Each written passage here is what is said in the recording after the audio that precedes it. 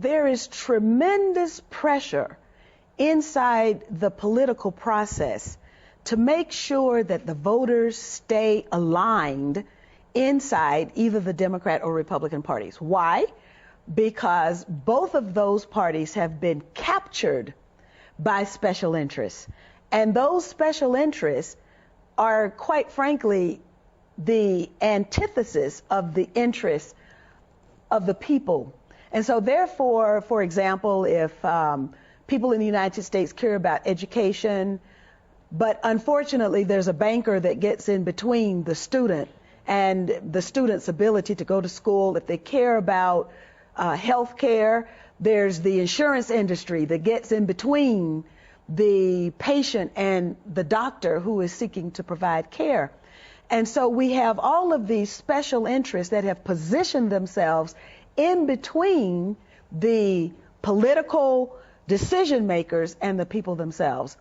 The process now is more responsive to those special interests than it is to the values and the wishes of the American people. When I first went to Congress, I did not go to Congress to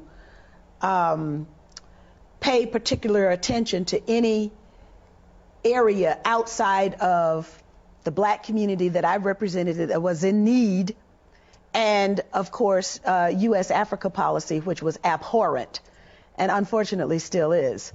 But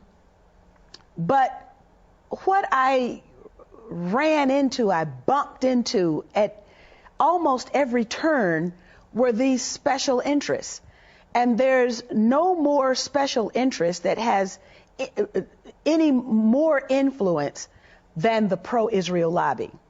And so then when I did outreach, for example, to the Muslim community in the United States, I bumped into the pro-Israel lobby, which of course does not want to have to contend with a politicized Muslim community, which is as large as and is as wealthy as the pro-Israel lobby is in the United States. So yes, I first-handedly and also frontally was assaulted by the presence of the pro-Israel lobby to such an extent. Physically assaulted? Well, politically assaulted. Okay. To such an extent that my father had to ask the question publicly, what does Stone Mountain, Georgia have to do with Israel? What I was doing was servicing the needs of my constituents.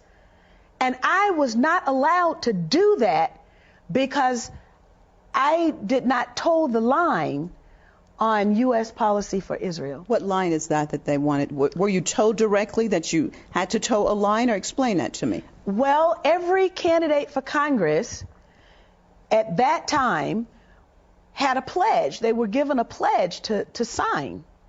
And I was new on the scene. And so the pledge had Jerusalem as the capital city, the military superiority of Israel. American Congress people have to sign this pledge.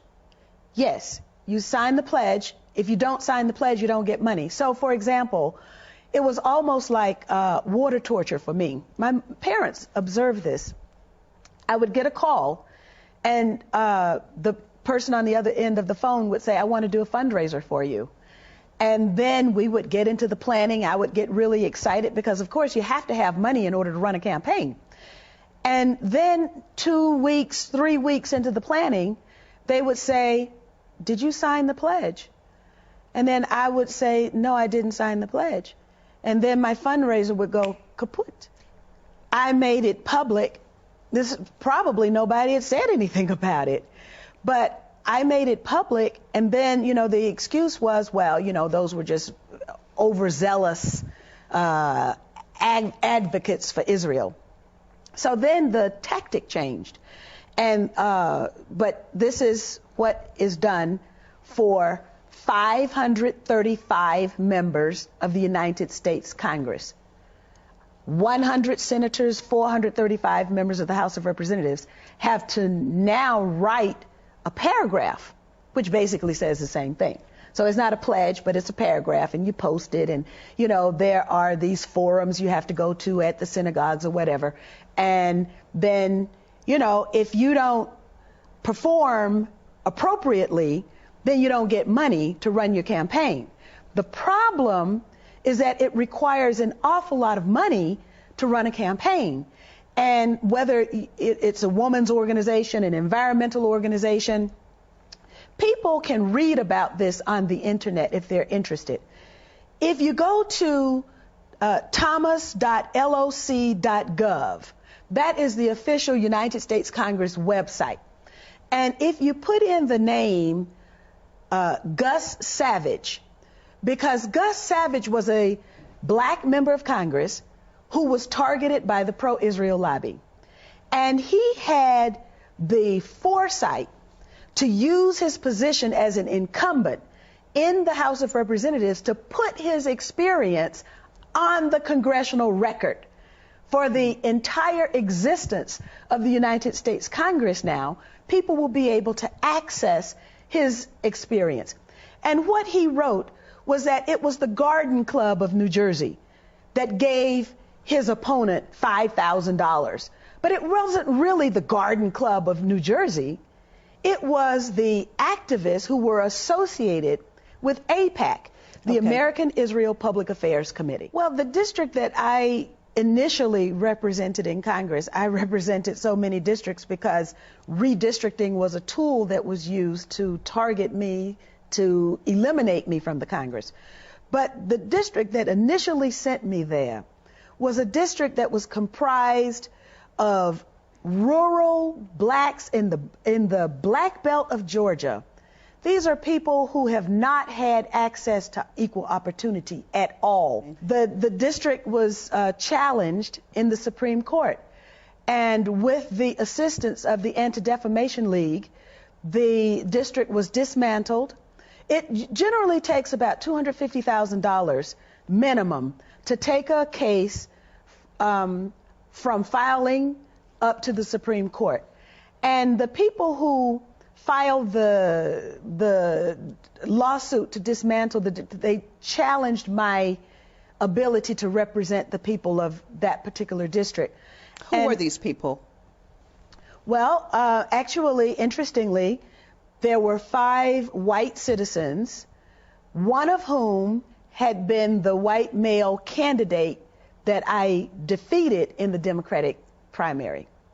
And they were aided and abetted by the Anti-Defamation League.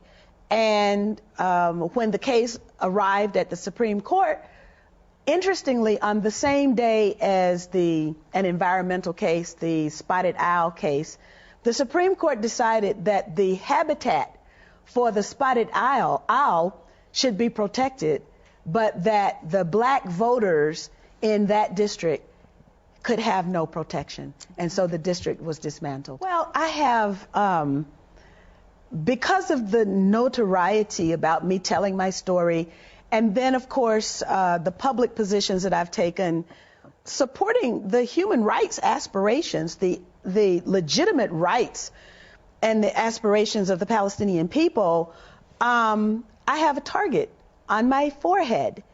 And that then means that every means that is available to the pro-Israel lobby will be utilized to make sure that I do not ever occupy a position of authority. Now, fortunately for me, there is a very large peace community that is interested in change. And they would like to have a tested, experienced voice representing them in that very hall of Congress so that they can at least have their voices heard, even if they can't change the policy. But being there is the first step to having the policy changed.